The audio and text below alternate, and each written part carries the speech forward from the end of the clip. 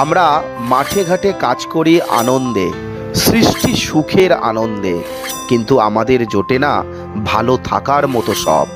আমি চাষি ভাই বলছি। শীতকালীন সবজি চাষ নিয়ে ব্যস্ত থাকেন এই জেলার কৃষকরা। প্রতি বছর শীতকালীন সবজি চাষ করে কম বেশি লাভবান হওয়ার স্বপ্ন দেখেন মগরাহাট পশ্চিম বিধানসভার ন্যাত্রা গ্রাম পঞ্চায়েতের চৌসা গ্রামের বাসীরা। দক্ষিণ 24 পরগনার ন্যাত্রা গ্রাম পঞ্চায়েতের চৌসা গ্রামে এমন একটি গ্রাম, যে গ্রাম প্রায় 80% বেশি মানুষ এই চাষের উপরে তারা কর্মজীবন করে থাকে। কিন্তু কেমন আছেন তারা? আদৌ কি সেই চাষের উপরে তাদের চলছে, নাকি চাষ ভুলে কেউ অন্য কর্মে চলে গেছেন? আসুন দেখে নিই। জেলার সবজি খ্যাত এলাকাগুলোতে এখন শীতকালীন সবজিতে মাঠে সবুজের হাসি বিরাজ করছে। দক্ষিণ 24 পরগনার অন্যান্য জায়গার থেকে সারা বছরে সবজি ফলনে এগিয়ে থাকে এই জেলার ন্যাত্রা গ্রাম পঞ্চায়েতের চৌসা গ্রামের বাসীরা। তাদের অভিযোগ, বিগত কয়েক বছর ধরে তারা লাভ পাচ্ছে না এলাকার সবজি চাষিরা। এখানে চাষ করার ফলে আমাদের বিষের দাম, সারের দাম, যা বাজার মূল্য, সেই তুলনায় আমরা চাষি বলে করা যাচ্ছে না। সবজির দাম তো পাচ্ছি না এবারে। আর দ্বিতীয় প্রশ্ন হচ্ছে তোমার সারের বিষের যা বাজার মূল্য, সেই তুলনায় আমাদের পুরো টুটি কেটে নিচ্ছে। ধরতে ফলন তো কম ফসল, তারপরে সমস্যায় পড়তে হচ্ছে। সমস্যা তাদের তো পড়তে হচ্ছে। বিষের এজেন্টটা আসে বারবার, বীজের এজেন্টটা বীজ দিচ্ছে, সে রেট যা বলছে আমরা মারা সম্ভব না চাষিদের। আর কি ঘুরে দাঁড়ানো সম্ভব? চৌসা গ্রাম কি আগের মতন বলতে পারবে চৌসার চাষি আমরা? না, আগের মতো সে আর ফলন বৃদ্ধি খুবই কম। এবার জায়গার তুলনায় জায়গা তো ফলন হচ্ছে না সারের বৃদ্ধিতে। চাষিদের আরও অভিযোগ, বর্তমানে শীতকালীন সবজি চাষ নিয়ে ব্যস্ত সময় পার করেছে এই এলাকার কৃষকরা। মূলত আগস্ট থেকে অক্টোবর পর্যন্ত সময়কালের মধ্যে চাষাবাদে আগাম চাষ, 16ই অক্টোবর থেকে 15ই মার্চ পর্যন্ত চাষাবাদে রবি মরশুমের চাষাবাদ বলা হয়। এবারে কি পরিস্থিতি সবজি চাষে? খরচ অনেক কম হয়ে গেছে, 20,000 টাকার উপরে চলে যাবে বীজ খরচা যা। এটা কতদিন ধরে চাষ করবেন? হ্যাঁ, এখন ধরো ওই মাঘ মাস থেকে, রক্ষাণ মাস থেকে, কার্তিক মাস থেকে আরম্ভ হবে, এখন সেই ফাল্গুন মাস। চৌসা গ্রামে প্রায় 3000 মানুষের বাস।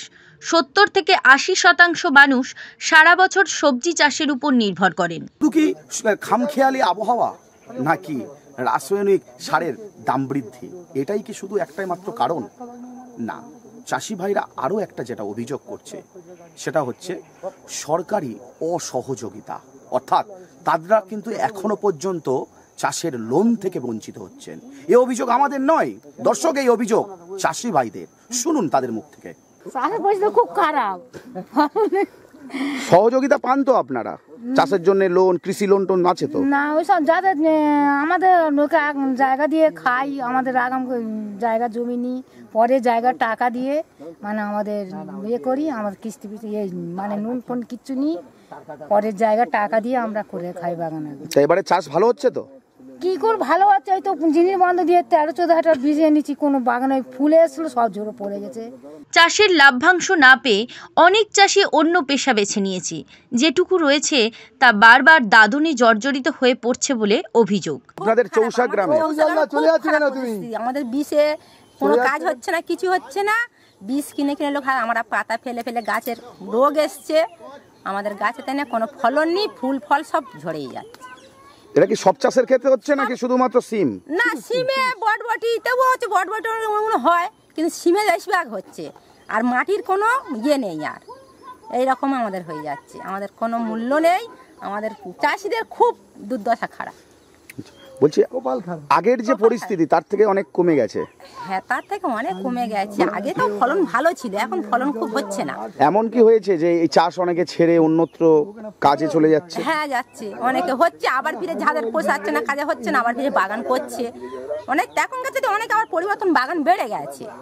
রাসায়নিক চাষ পদ্ধতিতে লাভ দেখতে গিয়ে সর্বস্ব হয়েছেন চৌসা এলাকার সবজি চাষিরা। আগে যে হারে রাসায়নিক সার চাহিদা ছিল, সেখানেও পড়েছে ভাঁটা। পরিস্থিতি দেখছেন, এখন ওয়েদারের জন্য চাষিরা খুব লাভবান হচ্ছে না। এমনি সমস্ত জিনিসের সার ওষুধের দামও তো অনেক বেশি, আর সে তুলনায় চাষিরা খুব একটা লাভবান হতে পারছে না। আর এখন ওয়েদারের জন্য গাছে ফুল মানে ফলন আসছে না, এখন ফুল পড়ে যাচ্ছে গাছ থেকে, পোকার উৎপাত বাড়ছে, সমস্ত রকম বিষ প্রয়োগ করে দেখছে যে হচ্ছে না। মাটির উর্বরতা কমে গেছে কি? আমরা তো আস্তে আস্তে তো ফার্টিলাইজার ব্যবহার করে তো এমনিতে মাটির উর্বরতা আস্তে নষ্ট হয়ে যাচ্ছে। আর সেভাবে ফার্টিলাইজারের যা দাম এখন চাষিরা সেভাবেও মানে ব্যবহার করতে পারবে না। জৈব সার দিয়ে কোনোভাবে করা যায় না? জৈব সার তো ব্যবহার করে কিছু কিছু চাষি, জৈব সারকে এবারে সমস্ত কিছু দোকানে গেলে যেটা দেয় তারা সেটাই পাবে, তো ছাড়া আলাদা করে তো জৈব সার আর তৈরি করতে পারবে না। দোকানে যেটাই আছে সেটাই জৈব সার হিসেবে চালাচ্ছে। এইরকম মূলত আগের থেকে এখন খুব একটা বেশি হচ্ছে না। তাও মোটামুটি এখন যে চাষ খারাপ হচ্ছে না তা না, কিন্তু ওয়েদারের তারতম্য অনুযায়ী বা এমনি সারের এর জন্য অনেক চাষিরা খুব একটা লাভবান হতে পারছে না, এটাই। আচ্ছা, রাজ্য সরকার কৃষকদের জন্য নানান প্রকল্প চিন্তাভাবনা করেছেন। রাজ্য সরকারের মহোদয় কর্মসূচিতে কৃষকরা লাভও পাচ্ছেন, তবুও চৌসা গ্রামের কৃষকদের মুখে হাসি নেই। যে জায়গায় দাঁড়িয়ে রয়েছি এটা হচ্ছে বিঘার পর বিঘা জায়গায়, যেখানে সিম, বটবটি আরও অন্যান্য যারা সবজিরা রয়েছে সেই সবজিগুলো চাষ হয় এবং এখন মূলত ফলন ধরছে। কিন্তু চাষিরা বলছেন যে আগে যেভাবে চাষ হতো সেভাবে কিন্তু চাষ অনেকটাই কমে গিয়েছে। সেচের ব্যবস্থা হয়তো অনেকটা রয়েছে, কিন্তু যে সমস্ত কারণগুলো তারা তুলে ধরছে সেই কারণগুলো কবে যে সমাধান মিটবে এটা কিন্তু বড় চ্যালেঞ্জ হয়ে দাঁড়িয়েছে এই চৌসা গ্রামের প্রত্যন্ত এলাকার চাষিদের। আমরা অপেক্ষায় থাকব আর সহযোগিতার হাত বাড়াবো সরকারের দিকে, যাতে করে এই চৌসা গ্রামের চাষিরা তারা পূর্ণ সহযোগিতা পায়। আগের মতন সবজি চাষের লাভ কি দেখবে এই এলাকার কৃষকরা, তা সময় বলবে। ব্যুরো রিপোর্ট, জেলার বার্তা।